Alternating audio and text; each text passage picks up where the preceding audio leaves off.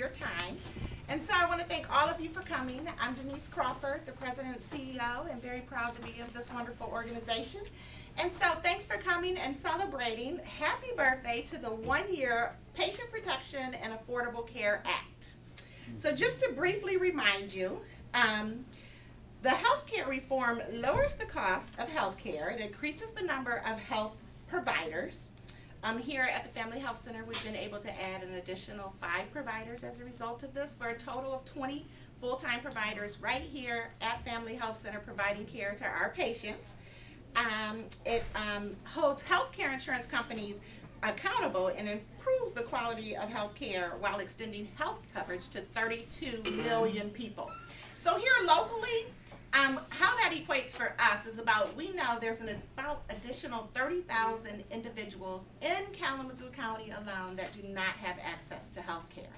And so in 2014, because remember the Affordable Care Act is over a 5-year period, and so some of the initial items that we've noticed is that people can allow students who, for example, if you have adult children on your insurance who are in school, non-married, working, you can allow them to stay on your insurance.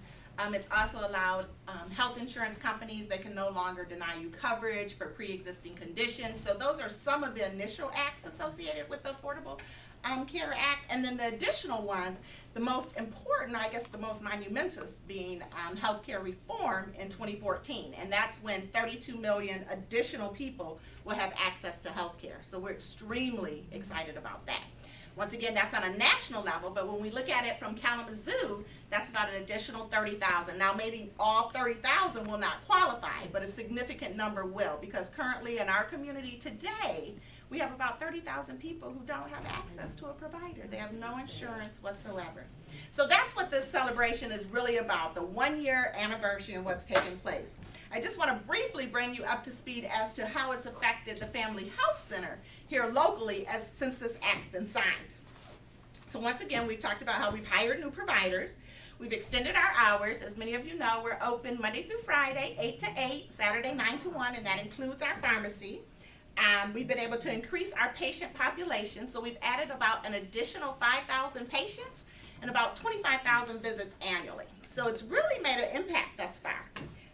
And then most, I think, notably to this point is that we've added the behavioral health and the dental suite. So if you notice Kitty Corner in the old NACD building, we're trying to get people to change the name, but everybody remembers it as the old NACD behind Lessman's. We've actually opened a dental operatory so that our patients will have access to dental services. Licensed board certified dentists are there. We have 5 chairs, and then also we have the behavioral health offices, so the therapists are there as well. And then from an exciting standpoint, what's really going to take place, and many of you know about this, is our expansion. And so that's coming October 2012. Actually, we have to be open October 6, 2012, and so that's when we'll do the phenomenal expansion here at the Family Health Center. That was a $9.6 million grant that we received, and so we will grow 200%. So to help you understand that, we will go from where we are now.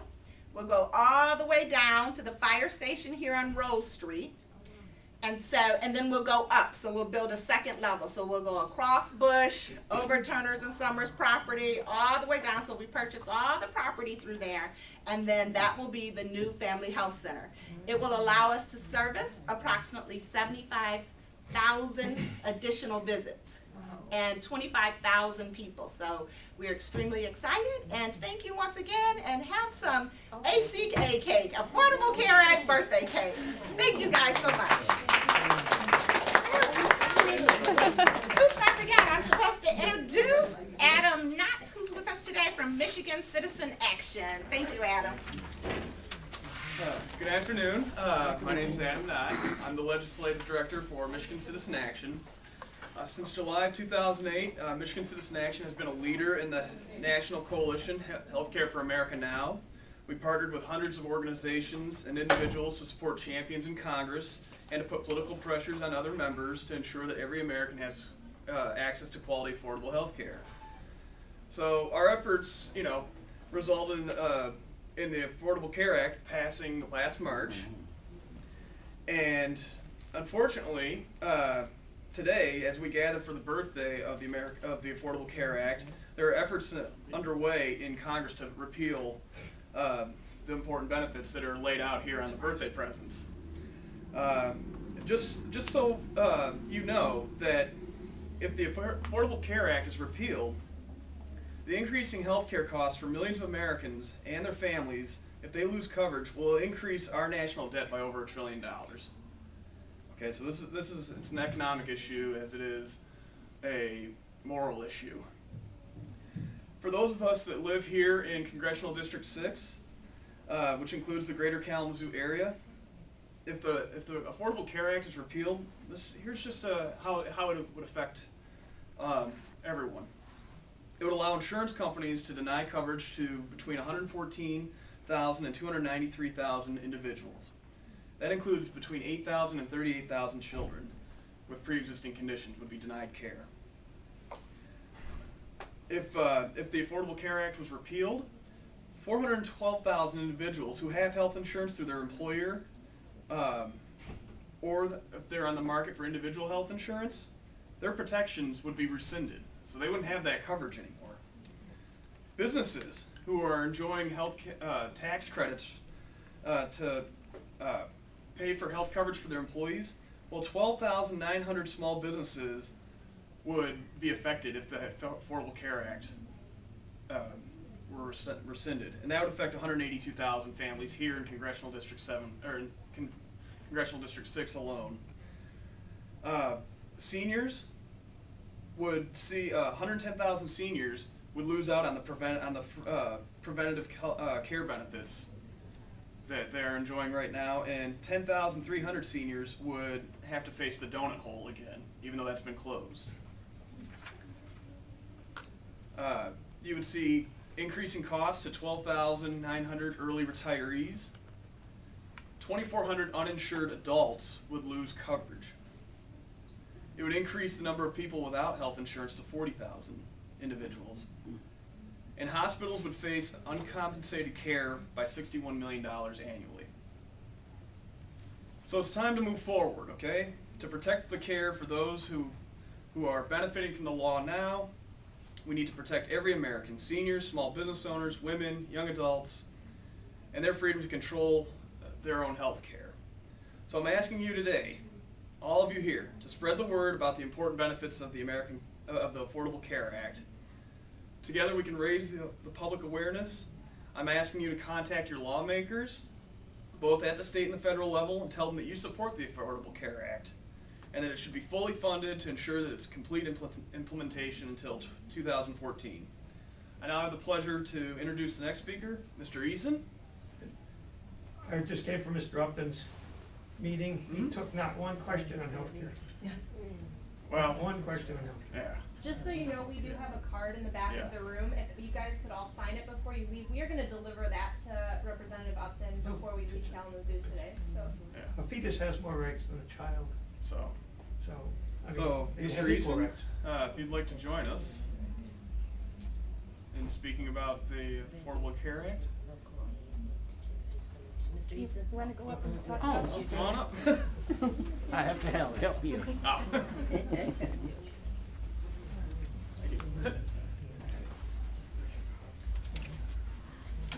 I have to have help sometime over here. That's all And right. that's most of my helper. If you got a mind on something else, talking about something else, I miss a lot of words. And since here I've been coming to the Family Health Center, this young man that's standing over there, his head might be a little bit white, but it's not from age. No, he has a beautiful hair. Tim have been a great help to me, and Family Health Center have too, letting me in on all of the things that I can receive here or whatsoever. But I never have got down to the getting my teeth fixed yet, though. I hope someday it'll come to that where I can go across the street over there and get that taken care of. But Family Health Center has been a great help to me. There has been time in the past when I ran out of money and didn't have the money to get the prescriptions filled, and I would be 2 or 3 days late. And Tim and Sue would get on me. What in the world? You wait 3 or 4 days before you bring your prescription over here. I said, I didn't have the money. He said, money or no money, when you need those prescriptions filled, you bring them over here. And I followed them up on that. I've been a few times I missed maybe one or something like that. But other than that, I've been keeping up with him. And he called me the other day and looked like I was going to miss out on this one. He had another appointment he had to do and stuff like that. And I'm a little bit handicapped up here today, but I'm up here. I'm a little handicapped, but I'm still here.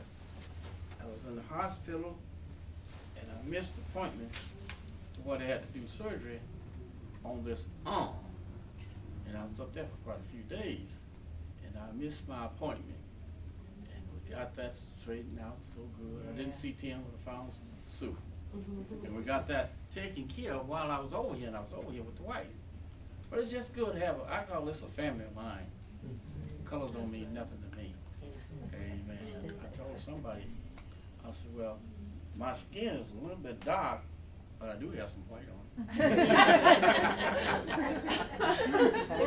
It's just good to be and have good friends. Yes, it is. Ruth over there, be a friend of ours. Amen. She'll come by the house sometime if we drop a prescription off and bring it to the house. That lady right there in the blue back there. She'll bring it by the house.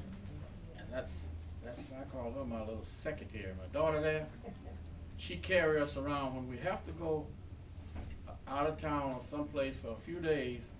She get everything taken care of for us. We can travel and get dialysis on the road wherever we are traveling to. But I think I'm coming back. I think I'm coming back this way to where I can use both hands kind of bad. The whole arm was messed up. It was.